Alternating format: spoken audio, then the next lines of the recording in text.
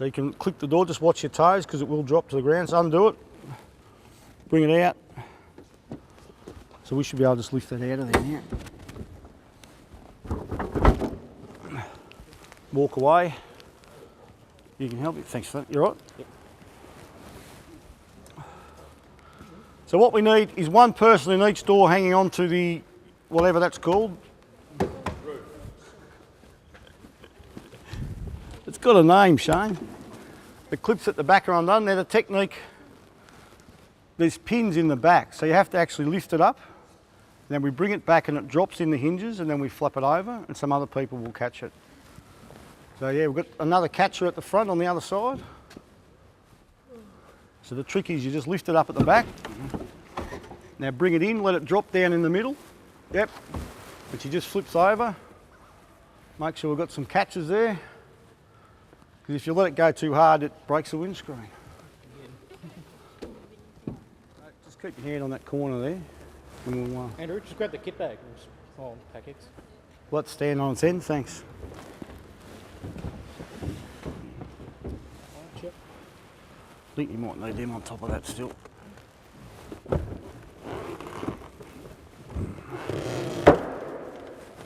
Righto. So we need to step back and move to the rear because we haven't got the sharps protection on yet.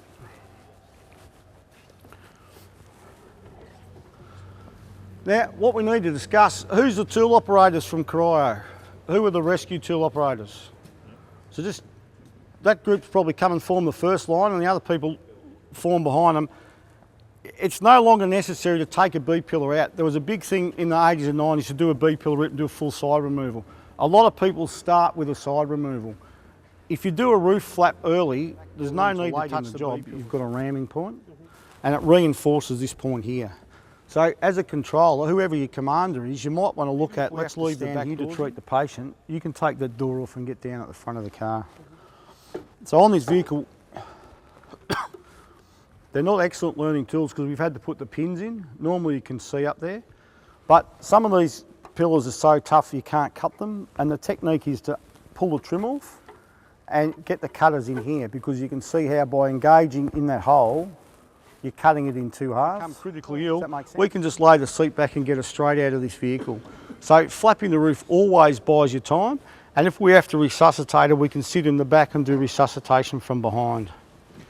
So the technique with the spine board is it was specifically designed to be 2 mil thick and fit down the back of the seat. So once again, with a collar on and holding Julie's head, we just lift it forward slightly and the spine board then is introduced. Now you tell me you can do that with the roof on as gently as we can do it here. So it just goes in gently. There's none of this manipulating. The technique with the board is to support Julie's weight while you can either cut the seat now or wind it because she's isolated from the seat. So wind the seat back if you like, mate. But you can see that she doesn't move until we're ready. And when we do lay her back, if that seat was to be cut and fall away as they do, she's isolated from that cut to some degree. You still need protection in there. Don't use the spine board as protection. Okay, now when you're ready, we're going to lay you back, Julie. So you just lean back. Normally you would hold her head while we do this, but today we're just going to lay her back. So you just lean back in the seat as far as you can. You're right, lay back. And you can just see how gently that lay down is. Any fractures haven't been jolted or moved, and no one's going to move about this far up the board. I'll take her head. Now you can see how her head's isolated. If the ked slips, me and her head don't move. So this, you don't tape her head onto the ked. So you have a collar on, don't you? Yeah, you do have a collar. Do you want one on? Not really. Okay, I'll do it if you want. Here, We'll just pretend. we'll pretend. Okay, so if I'm holding her head, on the count of 3, we're going to move up just this far. 1, 2, 3, move. Okay, stop. Reposition, everything all right? Now what you're doing here is you're checking that she's not impaled, that no bone is stuck into the car, and if you're on that side that the pedals aren't trapping the legs. Is she free? The legs are free. Yep, okay, we'll go again halfway. 1, 2, 3, move. Okay, we'll stop there. Is she on the board? That's fine. Okay, stop. What's important now is that you hold her onto the board. So either through this handle, because if we let go, she'll slip back in the car. So you guys can now swap to pulling on the board, is that all right? And what we're going to do with your gloves on, we'll hold, Julie, you've got her. We'll move the board up and then we'll tilt it back and sit it on the back, all right? On 3, 1, 2, 3, up. Stop. And we can probably stop there. Just go a little bit further so she's balanced. Okay, stop there. Now what you can see is if we have to do CPR or resuscitate, you can almost do it in that position.